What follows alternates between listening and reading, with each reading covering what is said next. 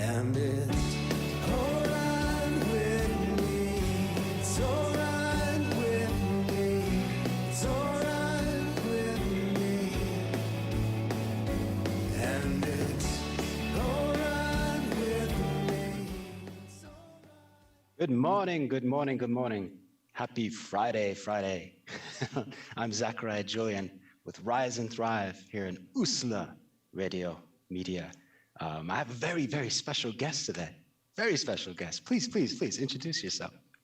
Hi, my name is Lauren Garrett. I am a musician, artist, writer, etc. A lot of hats. There's a lot of hats. Yeah. I was actually on your website Thank you. last night. Yes. Yeah, I was checking it out. Yeah. We're gonna go through the whole thing. So Yes. yes, Okay. excellent. But I'm so excited. I'll let your main instrument. Yes. Let's get right into it. Like, what instrument do you play? Primarily known as being a violinist. I prefer to call it the fiddle at this point in my development, but Yes. sometimes that can be confusing to non-musicians. Like what's the difference and just a style of playing. But yes, Yeah. I play the violin. How old were you when you started? I was 8. 8 years old. Yeah. What may I ask? What led to picking the violin, or the violin picking you? Great question, and I appreciate the rephrasing. So I come from a musical family, and I was always just like inclined into music. Some of my earliest memories are like listening to music or my parents playing music. And specifically with the violin, my mother and I were with my grandparents in Seattle, Washington, and I think we were at the fish market. I was 5, so I was, I'm still, like, I was cognizant of my surroundings, but I hadn't yet, like, developed to a point where I could, really catalog things mentally. But we saw these different groups of people playing, like, street music. And there was a group of, like, what was probably Peruvian indigenous folks playing music, and being native, my grandparents were like, come on and watch this. And I remember actually getting really kind of like fussy with them, and my mother was there, and I was like, I want to see the violin lady, because there was a string quartet.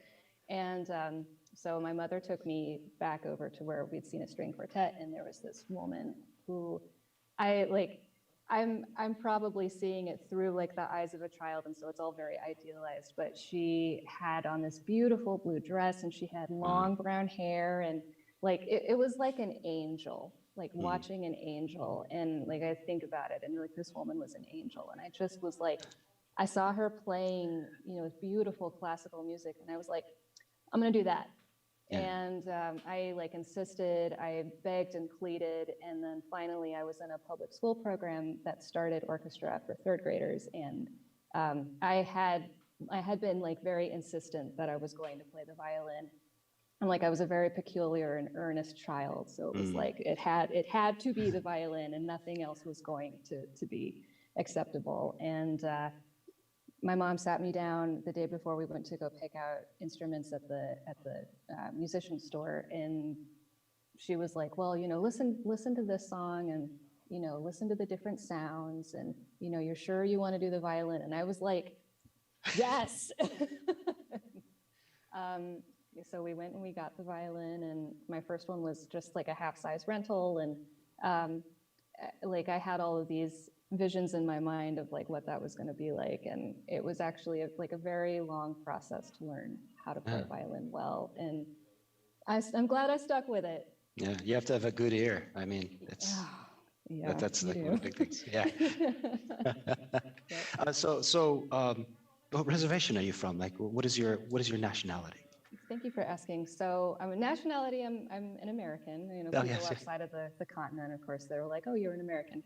But a little bit more specific, I am federally enrolled with the Eastern Shoshone of Fort Washakie, Wyoming. I was born in Wyoming, been to the reservation many times, haven't been back in the last couple of years, and hoping that can change because of everything that's happened in the last year and counting. But it's just such a special feeling to go back to like the homeland. I'm sure you understand this. And Living in diaspora has some challenges, but then there are also opportunities that are available that like I might have eventually found my way with music in Wyoming, but there are so many other Native American people already there that it sometimes can be like really difficult to be seen as an individual. You all kind of get lumped together. And like I'm living on the East Coast now, and I had lived on the East Coast as a child briefly, but that like the experience I had then and the experience that I have now is like, oh, Lauren's the Native American lady. Like I'm the Native American lady. So there's that. But I'm also descendant of mixed bloodlines, and so there's Celtic, Indigenous, Scandinavian, um, intermixture of highbrow and lowbrow folks from all over Western Europe. I used to call it Euromut as a youngster, but I'm trying to clean up my language a little bit and be more respectful to my ancestors. So, That's good. but yeah, my father is the Eastern Shoshone, and he was very supportive in getting me enrolled when I was able to. And that didn't happen until I was 16, but I had grown up knowing that I was Native. And there's a lot of complicated feelings around the documentation aspect, and also like it was very validating to be among people who wanted to see papers, and I could give them my papers, and I have my papers, and if I need to, I can show them to people and be like, hey, like if this is what you need for me to be legit to you, I've got it. So Yeah. Wow. yeah. Wow, that's quite a history. It'd be interesting if you had like I always wanted like a time machine to like just look at my heritage of like where I came from. So seeing yours would be very, very fascinating. Yeah. Yeah, oh, totally. And like, I mean, who even knows? Like, I can name my ancestors about 4 generations back, and then it starts to get really murky. Yeah, yeah. Like when my parents talk about like my ancestors, yeah, it's like 3 or 4, and it's just like because I come from the Hickory Apache Reservation in New Mexico, and we were one of the kind of the last reservations to kind of be kind of founded. Understood. But yeah, it's wild to think about how recent that was. It's just this is crazy. Yes. Anyway, yeah. But so you started violin. You go to public school. Were you still playing violin? Yes. So Did you focus on the instrument there? yes, that was actually like that was pretty much my primary mode of support as I grew up playing. I had a brief stint with a private teacher in like summer between 7th and 8th grade, and I didn't have, again, like the language to understand at the time, but like our personalities just didn't really mesh, and I wound up not sticking with her. Just and again, like looking back in retrospect, like it's nothing that's like a fault between her or a fault between me. It's just sometimes you really vibe with people and sometimes you don't. And I also don't think I was really like mature enough to handle what private lessons really meant, even though it did help me a lot. And I continued with just playing in orchestra. That was how I was able to develop my skill and like stay practiced in my instrument. Graduated from high school, went to college, and fortunately there were orchestras at the college that I started at. I was an engineering major, but that didn't work out. Interesting. I'm, like, yeah. I'm a counselor now, so like obviously, you know. Yeah. But and after I was done at the engineering school, there was really not a lot of opportunity for me to play in an orchestra, and that's kind of where like I dropped off a bit. I still played, and I would get really excited when I'd meet people out in the community who played, and sometimes we'd play together, or like, you know, set up a stand of sheet music and be like, I have the sheet music for a double Vivaldi concerto, and like hang out with someone for a few hours and, you know, like saw through that and be like, I don't know, like it just wasn't satisfying in the ways that like learning and playing in an orchestra had been satisfying. And I realized after I had I had been like accepted in the community of an orchestra, but I didn't pass the audition, and I didn't like the director really, and the director, like, I think that's why I didn't pass the audition, is again, like we just didn't vibe. And it forced me to like really confront some things in my playing style and being like, I didn't pass the audition because we didn't like each other, but I didn't pass the audition because I didn't want to play classical music anymore. Yeah. And that, like, I started looking up like traditional like fiddle music. I wound up finding a teacher, and I'll name her Josie Tony. She's amazing, amazing woman. And she took me on as a student, and I just really feel like it, like I had been this perpetual like violin bud in a vase for, or maybe on the bush for like years and years and years and years. And it was the time that I spent with Josie where it was just like blossoms and like, here's a blossom and there's a blossom. And it was like, I found joy again in playing, and It's good. that has been the style that I've stuck with since then. That's awesome. Yeah, yeah. Well, we'll talk more about how you went from violin to fiddle. We're going to take a quick little break here. This is Zachariah Julian, with Lauren Garrett, Rise and Thrive. Happy Friday, and on USALA Radio. Be right back.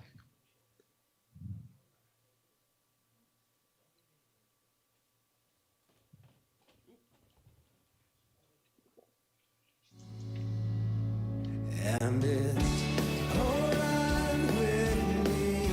It's alright with me. It's alright with me. And it's alright with me.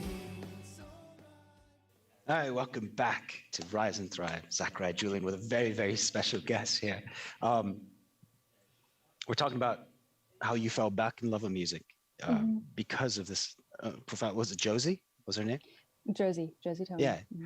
What was it that spoke to you, that turned you back onto music from, falling in love with your instrument again?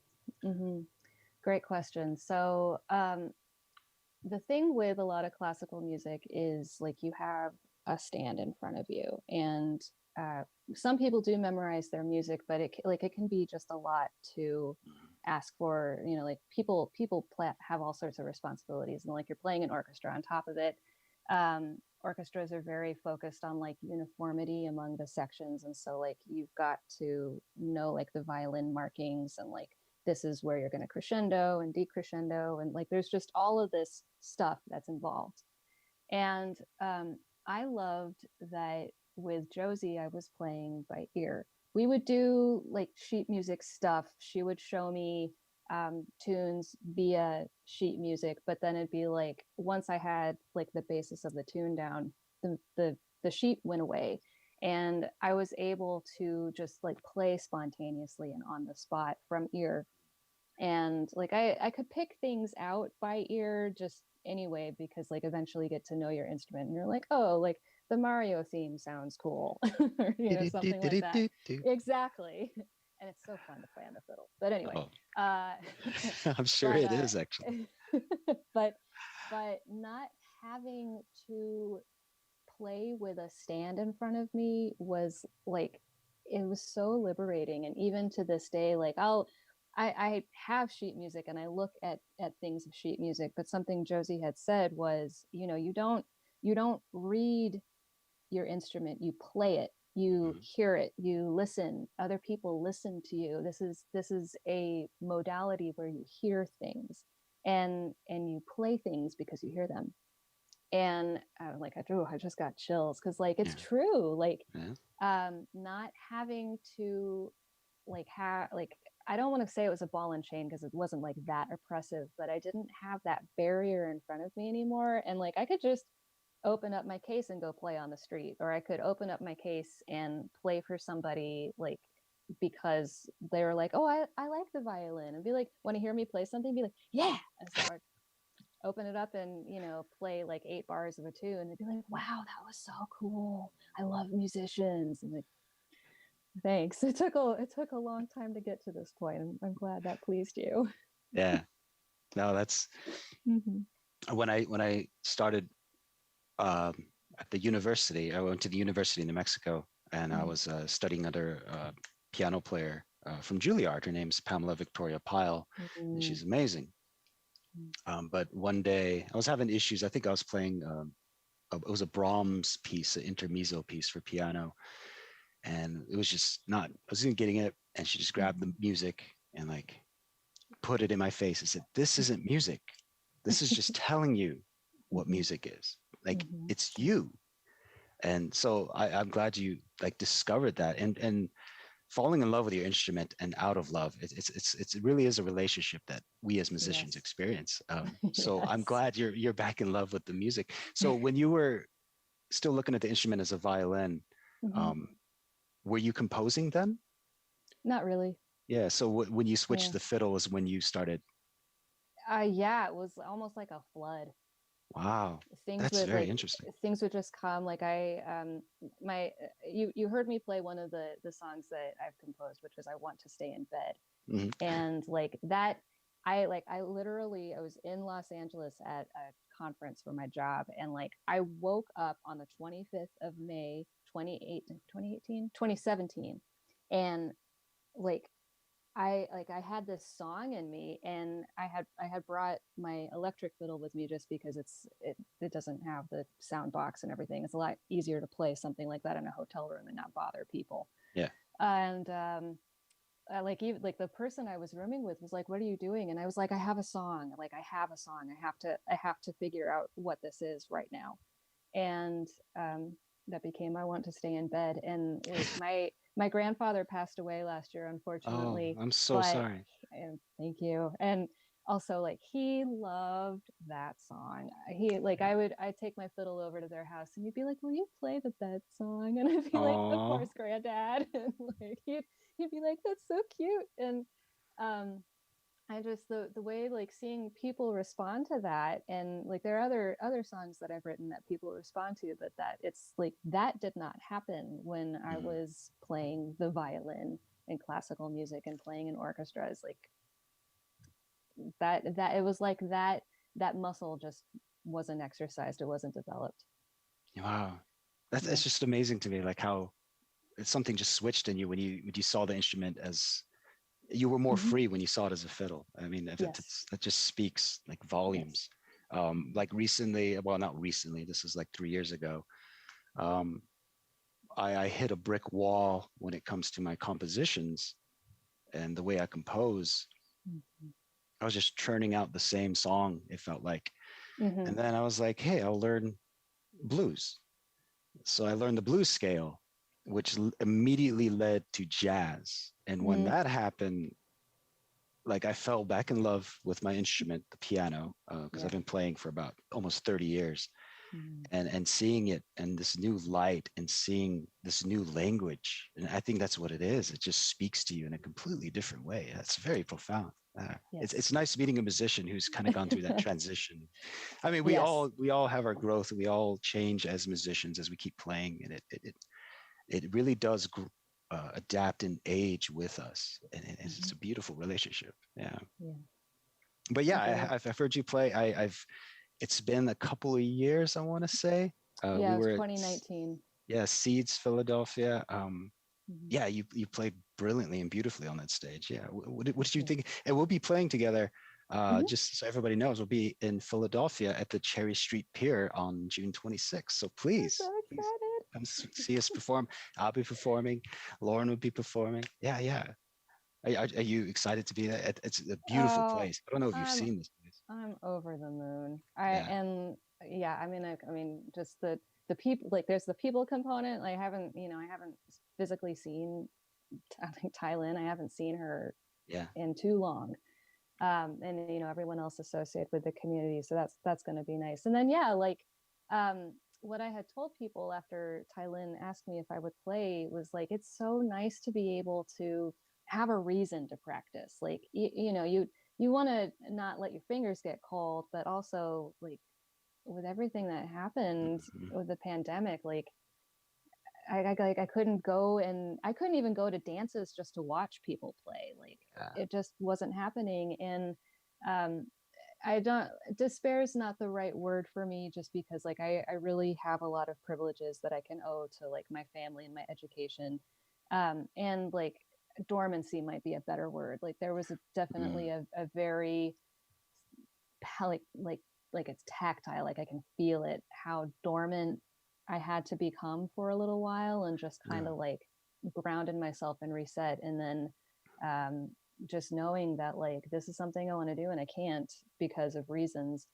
And yeah, like the just the joy and the exuberance of knowing that like you're gonna be there, Tylen's gonna be there, all these other folks that like we love and we haven't seen in so long are gonna be there. The Yeah, community is gonna be there. yeah. Um, it's People. Philly. I love Philly. Like Yeah, Philly is it's such a great place. So yeah, every very time. excited. Yeah, yeah, me too. I'm very excited. Every time I play in Philadelphia, I love it. I love it. I love the audience there. And I know people, I always say this when I perform there. I'm like, I'm not just saying this, but like seriously, this is a completely different crowd. And then I'm not putting down where I play. It's just it's a different reception. Yeah, It's a completely different reception. I think it's supposed to be like the musical movement here is just way different than the Philadelphia movement, right. um, where it's just completely different, and I love performing there. Yeah, I can't wait to see you. It'd be good. This would be the first time I've played in front of somebody live, like actual people, since February of 2020. Yeah, it was before the lockdown. Oh. That's when I played in this El Dorado, New Mexico, at a Hmm. as a talent show for a competition. They were raising money for a lost and found pet recovery, and it was Cool. great. But yeah, it was just this small room, but it was packed to the wall, and that Mm, was the last time. I've done like virtual shows for people, mm. but it's not the same. Like I can see my wall, and there's no applause. You know, Right, right. Yes. yeah. So it's gonna be good for us to feed off everybody's energy again and just Mm-hmm. have fun. Mm-hmm. And yeah. So Yeah. are you writing? May I ask? Are you writing anything new for this performance? Or Nothing specific has come up. Like I sing little ditties to my animals and like my oh, plants and like I sing to the grass sometimes. Like it's just who I am. And I could definitely adapt those things into fiddle tunes. I love clovers. I have this kind of some people find it to be like an odd aptitude. I'm really good at like detail and I can find four leaf clovers pretty much anywhere. Um, awesome.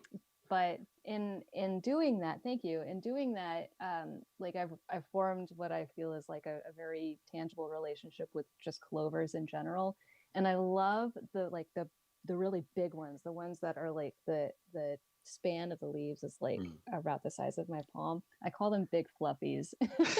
Like I go outside and I'll be like big fluffy friends, friends until the end. You know. Really should like think about like writing like a children's album or like Yes. writing a children's book. Interviews with musicians. It's like, well, who would you want to collaborate with? And I don't know if you know who Steve Burns is. Mm. He was the first host for Blues Clues, and he's also a musician. Oh, Yeah, he did an album with Stephen Drost, who's like the musical genius from the Flaming Lips, and like it's called For Everywhere. And if you love like age appropriate music that like kids could listen to, and it's fun but also sincere, like it's just a beautiful album. And yeah, like somebody who hosted Blues Clues when I was still a child, like I remember him and I know him like in that capacity, but that's more than who he is. And I'm like, I am Princess Unicorn. Steve Burns, if you see this or you're listening to this, like let's play music about like trees that can sing and the rocks in the garden, because like yeah, I can go there. that's awesome.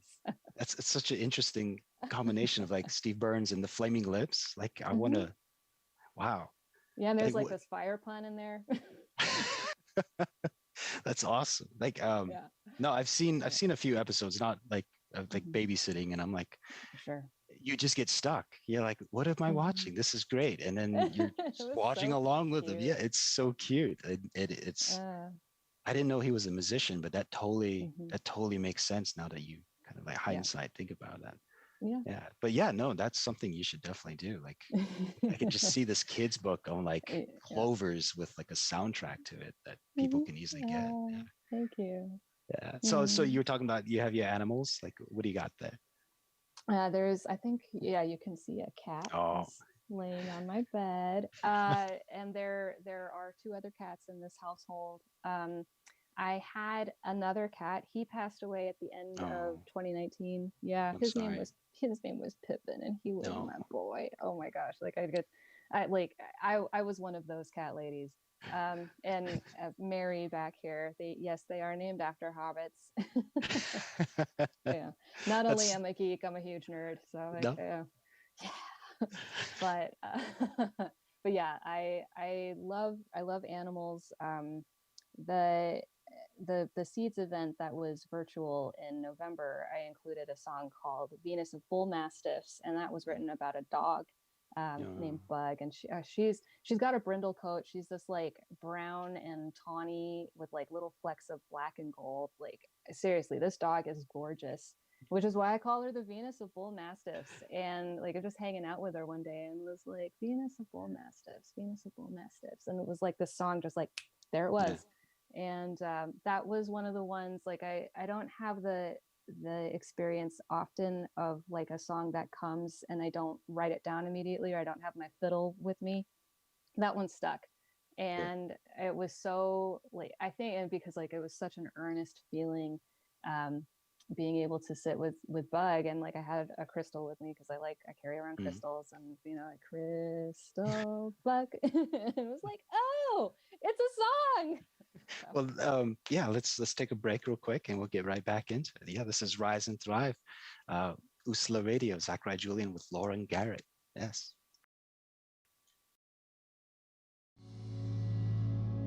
And it's alright with me. It's alright with me. It's alright with me.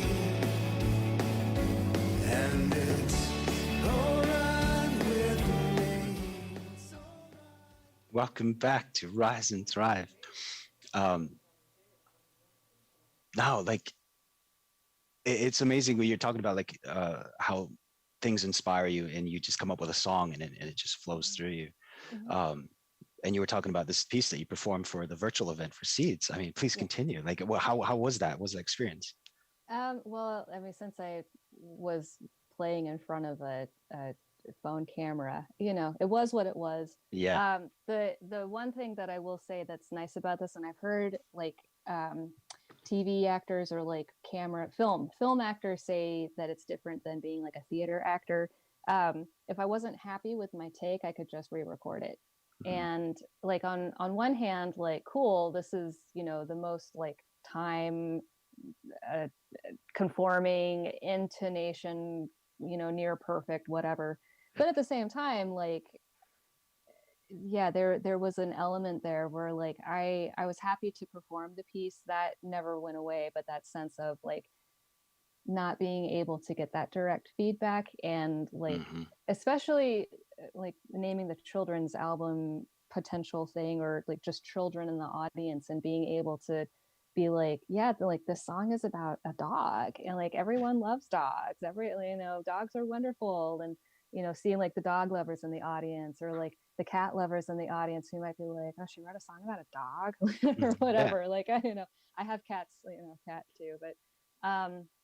But just like the multitude of responses that you get from an audience wasn't there. And like I just kind of had to go with it. um and it reminds me of like branching into other like expressions of creativity, where a couple of years ago I've been asked to DJ a dance.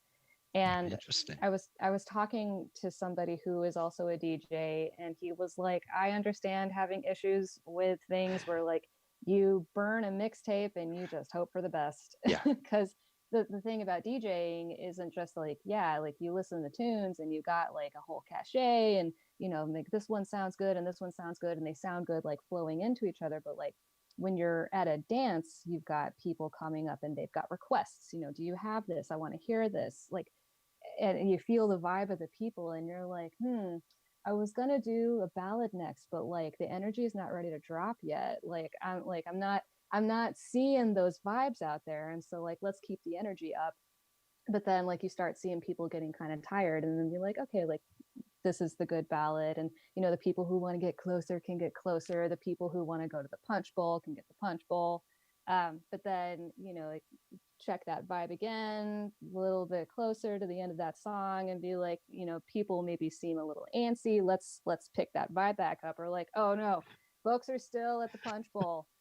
but then that could also be the cue of being like, we need to get people dancing again. So like maybe something mid-tempo, and then you get that energy back up. But Yeah. being able to read that audience and the audience cues, and being a live musician, and like you might have a set list, but you're playing by yourself or you're playing with your band, and being like, we were going to do this song. No, we're gonna do this song next, and like the crowd is just like, They're just sometimes they go crazy because like they're so excited. Like, we've got a new song and we haven't recorded it yet, but like we've been playing this one a couple times, and like we want to show it to you. Do you want to hear it? Yeah, people get so excited. So Yeah, feeding off the audience. Like I can't wait to experience that again. Like that's so cool. Like I can't wait to see you perform. Like Thank you. Yeah, and likewise. I mean, like I was poking around on your website too, and I was just like, oh man, like smooth music. singer-songwriter vibes. Like I really appreciate the mellowness of your music, especially because like I see that Tool poster back there. Oh yes, yes. And right, and like Spirit Box is a really hot name right now. I don't know if you've heard about them, but like everybody's talking about Spirit Box, and Spirit Box. this Interesting. this Yeah. look them up. I'm writing it down. Everybody's talking about them. It's because it's fronted by this woman, Courtney LaPlante, who's like, whoa, Yeah. but then she's also like, you're like, It's got soul to it, huh? yeah, like this metal music that also is just sung by a woman who, I mean, she's like in Adele territory with like the things she can do. Yeah, that's amazing. But anyway, that like being able to listen to mellow music when you've been listening to Spirit Box. Not that Spirit Box does have some low tempo stuff, but like most of it is very like brutal metal in your face sounds. Yeah. I started in a metal band when I was a kid. I was a lead singer. Yeah, I was totally into it. I was a total goth. Like I had the eyeliner, I still wear nail polish once in a while. But I interviewed Sage Bond, who's pretty well known here in the Southwest, kind of this whole area. She's getting pretty big, and she does metal, and she does a variance of stuff, but she starts with metal. And she calls it the Cookie Monster voice when she yells. So I'm like, I love that Cookie Monster voice. I'm keeping that. Yes, thank you for that. Yes. Oh, but I like that too. We were talking about how just feeding off of the crowd and how you can change music, the song, your playlist, depending on the reception. Me and my guitarist, Rob, his name's Rob Pierce. He's from the Hickory Apache Reservation, where I'm from.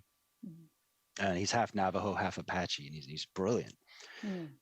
But we got asked to do this public access recording. This guy's doing like local musicians, and so he premieres them. It's called Music Monday. And so he's like, we're going to record you for an hour, then we're going to interview you. And I'm like, okay. And I'm like, I get to play in front of people. I'm so happy. So we get to the studio, and it's just him, the engineer, and these big TV cameras, and it's just they're just shoved right in your face, and you just got this stage. And we had our set list, and I would finish a song, or we would finish a song, and there was just this silence. There was no applause. Yeah, it's because it's being recorded. But it was just this weird. It was kind of, and not in a bad way. It's just like disheartening, because I realized that was like the first. I mean, I missed people, but that's when it really hit me. I was like, God, there's, I know exactly what to play next, and I don't like that. It's just, I was being predictable, and it was just the interesting thing how the variable of people influence who you are and define your music and how you present that music. That's absolutely great. But yes, as I was saying at the beginning of the show, I was on your website. This is lauren.net. Yes. And I saw, I wanted to talk about this, a harp. Yes. Does the harp have a name? You must tell us the story of this harp. I would love to tell the story. So the harp's name is Kalabayao, and it's a total geek thing, because those are the scientists who are attributed with string theory. So there's puns, strings, harps. Strings. Yes. But what had happened is I was at a street festival in Portland in the summer, I think it was 2017. Yeah, with some friends of mine who live out there, and like, you know, there's like soaps and candles and like really cool like green man kinds of masks that are just like, you know, priced to sustain the artist. Of course. Fair enough. And you know, like it can be a little bit overwhelming because there's just booth after booth after booth of these like just insanely creative people. And I was getting to a point where I'm like, yeah, let's go somewhere else. And right before that, we're like, okay, well, we'll do one more row of tents. And we were there for like another hour because I found this tent with a harp in it, and I was just like, oh my gosh, I had to put my hands on this thing. And the harp maker, his name is Bryant Rees, and he comes from like a generational line of harp makers. Ooh, wow. And because I just like stood there because there was this harp on display, and you know, just started like playing on it a little bit, understanding that it's diatonic, which means it's all in one scale, one key. And he was like, do you play the harp? And I was like, no, but I am a musician. And he was like, well, you definitely, like, you could have fooled me. And I'm like, I could fool me too. But yeah, I walked out of that tent having put a down payment on a folk harp, which I am now looking at. And I channel music through the harp. It's very I don't want to discredit people who have like spent years of study and be like, I don't consider myself a harpist in like a trained sense. Like literally my exposure to the harp has been putting my hands on it. And I had it made so it's got these little feet on it so that like I can flip up feet at specific intervals and create a different key up to a certain point. If I want to play in like flat keys, I have to retune the entire harp. But if I want to play in sharp keys, I just like lift these levers up, and there you go. That's cool. It's really cool. And I had this brainwave one day after I'd played for some friends of mine, and they were like, "You should record. You should do this." And I'm like, "Well, I play these tunes, but then I can't remember them, and because I'm not trained, I don't like trying to replicate what I do is very difficult. Like I play the song and then I'm like, okay, what did I do? And then I'll go back and try to play the song, and it's like my fingers are just like blip, blip, blip, blip, blip. Like it's like I have video proof I could do this, but like replicating it is just I haven't gotten to that level of skill yet.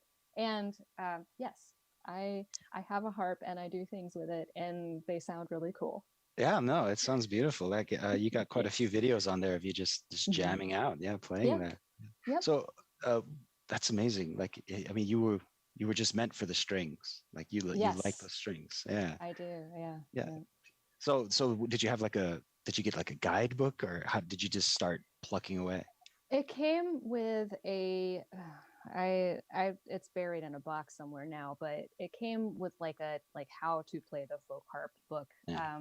And what I was really impressed by in the introduction was that harps were used by indigenous Celtic, actually were even more important than the bagpipes. And when colonization occurred with that group of people, that the harps were destroyed.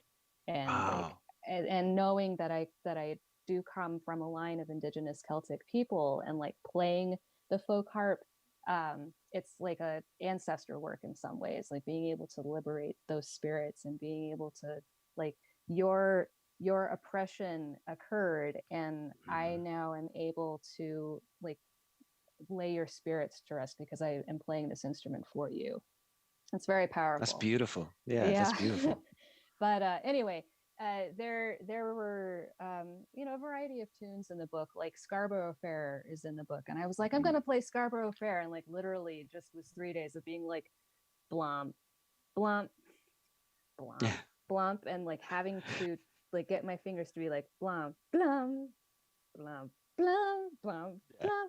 Blump, blump, blump. But now, like you watch the videos and you're going at it. I mean, you were talking about this indigenous Celtic, like, and it totally makes sense when it comes to your instrument, the violin and the fiddle. Yeah. You just have that kind of free spirit, like I'm going to do what I want. And Yeah. that's amazing.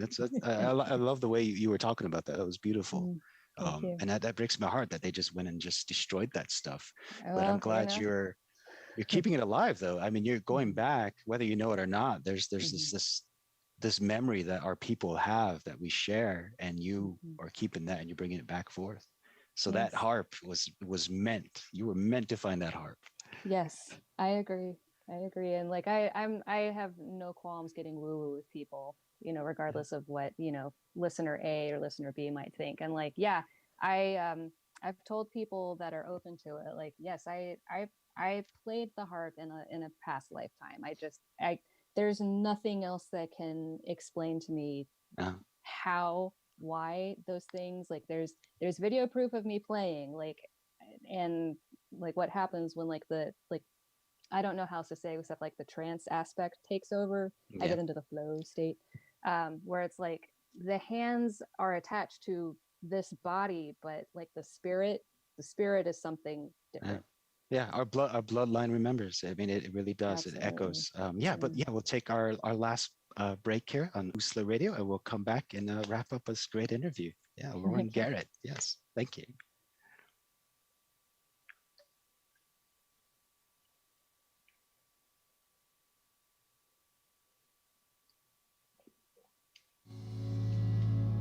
And it's alright with me. It's alright with me. It's alright with me. And it's alright with me. It's Welcome back to Rise and Thrive. Sakurai Julian with special guest Lauren Garrett, and we're going to be wrapping up the interview here. It's a great interview. We were talking about kind of this cultural echo that we all kind of carry is in the Native community. I'm Mhm. like all cultures, but in the Native community, Mhm. it's amazing how it just echoes through us when it comes to music, when it comes to our culture, when it comes out. Yeah. So you're talking about the violin and how the stand was there. You just Mhm. couldn't get into it. This Mm. uniformity. It's when you know, let your hair down and Yes. just became free again, and you Ah. embraced the instrument as part of you, Mhm. and you became your own person. Mhm. So hearing the story about the harp and how you feel like your ancestors kind of came back through you and it's past life, and that's a Mhm. beautiful Mhm. story. I mean, it's amazing as our artists and musicians how we kind of tap into this ether of Yes. inspiration, and it just kind of flows through us and we go, I don't know, Mhm. I don't know where Yeah. that came from. Yeah. Mhm. So Yep. yeah, the experience is hearing this kind of stories always just gives me the chills of like, Mhm. ooh, yeah. So are there any other instruments that call to you yet, or you ever walk into a music store and go, I want that one? Well, all the time, yes. And when you live in the timeline that we live in, you have to be choosy and picky. Um, Before the show, I was talking a bit to the tech person, and that I had played the flute for a few years, and I still have it downstairs, but um, it it wasn't something that I stuck with for a number of reasons, like time allocation being Mm, one of them. Like, I wanted to get better at the violin, and like, how was I going to get better at the violin? But focusing on that. Um, I would love to learn how to play the piano. I can pick things out, but like, I have a friend who did a like Shostakovich ooh, cello. I think it was a sonata, uh, and she played the piano part and her brother played the cello part, and like just watching her ba, ba, ba, yeah. ba, ba, ba, da, da, da, da, da, and just being like, man, I wish I could do that. uh, But my sister plays the piano and so does my father, and so I kind of like, in some ways I can be like, all right, spirits got that one covered. Maybe I'll get a keyboard back under my hands eventually, but like, mm, I gotta focus. For anything, I mean, I go into music stores and I'm like, where's the violin vault? I want to see all of them. yeah. Because I mean, violins are like it's something that maybe isn't perceived by people who are non-musicians or even like non-violinists, but like those instruments are assembled from wood, and wood at one point was living. And Mhm. you know, it's maybe like the soul animation aspect makes me an animist. I'm cool with that. But like I'm looking at a tree outside of my window, and the tree is alive. It Mhm. breathes. It has a process. It will someday die because it has a lifespan. And like those instruments are imbued with the spirit of the tree that is in them. And there's usually multiple trees. It depends on the violin maker, but usually like the top of the violin spruce, the sides and the back are maple, etc. Ebony, fingerboard, and so on. And that like you are not only playing a violin that was assembled by somebody or perhaps a group of somebody's, you're also playing the tree that it came from, the Yeah. trees that it came from. And like every single violin therefore has a completely unique sound. And like being being able to just like sit down and like play instrument after instrument after instrument, like basically until I fell over, maybe someday. uh but yeah, I would have to say like going into a music store, I definitely have appreciation for all the different sorts of things, Uh, but I would probably just want to play all the violins. yeah. No, every time I go in a music store, I'm in the piano section. I'm Hmm. looking at everything. I've been falling in love with bass guitar lately. Ah, yeah, And I yeah, have one weird instrument. I have an accordion, and every once in a while I'll pull it out, and I'm like, "Where?" cool. Um, yeah, I've seen like some just yeah, like I don't know the style of music, forgive me, but like I'm seeing people in like lederhosens dancing around doing the oh yeah. polka. Like yes, I think it's just called polka music, but Dun, dun, dun, there's dun, dun, dun, like dun. yeah, like man, Yeah, those accordion players yeah, got some mad skills, and there's yeah. I love how, just the timbre of that instrument, and the way it fits into like Cajun music, and mm, mm, um, hmm. especially here Yeah, in the Southwest, there's a lot of like Mexican music, Spanish influence. yes. So you just see them going to town, and they're just destroying the stage, and I'm like, I Yeah, want to do that. I want to do that. I can play like Debussy and Chopin and Beethoven, but like I want to do that on the stage, like just yes. it because the way they breathe, and the way you were talking about how the instrument is alive. Mhm. I mean, it still is alive. It still has that soul of Yeah. where it came from, Yeah. and resonating with that is very essential as a musician. So I'm glad. I'm Yeah. glad you have that relationship with it. The fiddle. Yeah, Thank yeah. you. That's awesome. So, do you have plans like in the future for your music? Like, I mean, we got a few minutes here, but Sure, sure. like where are you going with it? What do you want to do? Well, like I'm really looking forward to playing with people again once like folks feel more secure being out Yeah. in public. Some folks are still a little bit reticent, which it's fine. Like you gotta take the temperature, like not just of the audience, but like the public. And if people aren't ready to play yet, then like you gotta wait for them. Hmm. Um, but yeah, I would love to find opportunities to play with people again. I really, really miss playing contra dances because like the best thing is like if you've got a set and you're playing with like a group of people and they've got all the sheet music, you have the sheet music. The tunes are pretty simple. Usually, you can memorize it without too much effort, and then you can play there and look at the dancers while they're dancing, and I just again chills. Like there is nothing like watching people dance while you play music. I mean, I really like you are the heartbeat of this. Oh, there goes my thing. You are the heartbeat of the experience that these Yeah. people are having in dancing. And like what is dancing but like animated bodies in motion, and what is animated body but life? Like it's life, it's amazing. Yeah. So I'm really hoping I can do that. And then yeah, you mentioned a thing about like possible children's album. I would love to do that, but who knows when that'll manifest. I need to like recording engineers and writing sessions, and like I have a full-time job. Yeah. Yeah, Yeah. so you gotta I gotta pay those student loans. Woohoo! Yeah. But also very grateful for the opportunity to have work that helps people, and find times for creativity among that. Mhm. Yeah, no, that's well said. Mm. But yeah, we will both be everybody out there. We will be in Philadelphia Mhm. on June 26th at the Cherry Street Pier. please, for more information, go to wearetheseeds.org and then check it out. I mean, we're going to have a lot of fun. There's going to be traditional like dances. There's going to be presentations. There's going to be native movies made by writers and directors from the native communities, and other musicians will be there as well. I mean, yeah, check it out. We're going to have a lot of fun there. I'm very excited to see you perform again. Yes. Thank you. And likewise, like it's just been too long. Yeah, it's been too long.